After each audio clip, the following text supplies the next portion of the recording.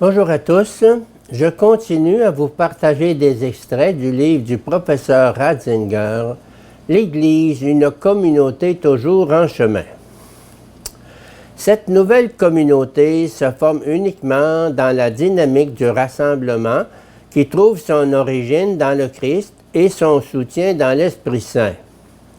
Le centre de cette dynamique est le Seigneur lui-même, qui se communique dans son corps et dans son sang.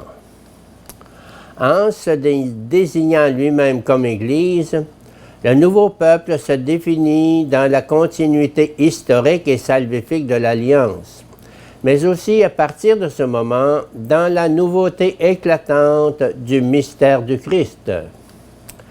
La nouvelle loi, l'amour, devient le centre décisif dont le Christ a donné la mesure extrême par le don qu'il a fait de lui-même jusqu'à sa mort sur la croix. À travers le baptême, répond Paul, nous avons été insérés dans le Christ, recomposés en un sujet unique avec lui. Non plus une multitude, l'un à côté de l'autre, mais un seul dans le Christ Jésus. Galates 3, 16, 26, 29.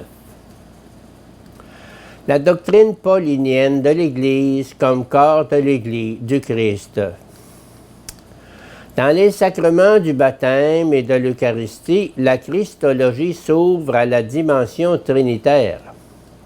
Dimension, ouverture infinie qui ne peuvent appartenir qu'au Christ ressuscité, dont saint Paul dit « Le Seigneur, c'est l'Esprit » 2 Corinthiens 3, 17. Et c'est dans l'Esprit que nous disons avec le Christ « Abba », parce que nous sommes devenus fils, confère Romains 8, 15, Galates 4, 5.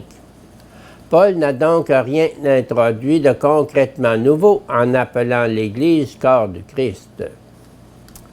Paul explique aux Corinthiens qui se disputent « Si tout le corps était œil, où serait l'ouïe? Si tout était oreille, où serait l'odorat? Mais Dieu a placé les membres, et chacun d'eux dans le corps, selon qu'il a voulu. Il y a plusieurs membres, et cependant un seul corps. 1 Corinthiens 12, 16 suivant. Dans le pain que nous rompons, n'est-il pas communion au corps du Christ? Parce qu'il n'y a qu'un pain, à plusieurs, nous ne sommes qu'un corps. Car tous nous participons à ce pain unique, dit Paul aux Corinthiens. La formule « l'Église est le corps du Christ » affirme donc que l'Eucharistie, dans laquelle le Seigneur nous donne son corps et fait de nous un seul corps, est le lieu de la naissance continuelle de l'Église.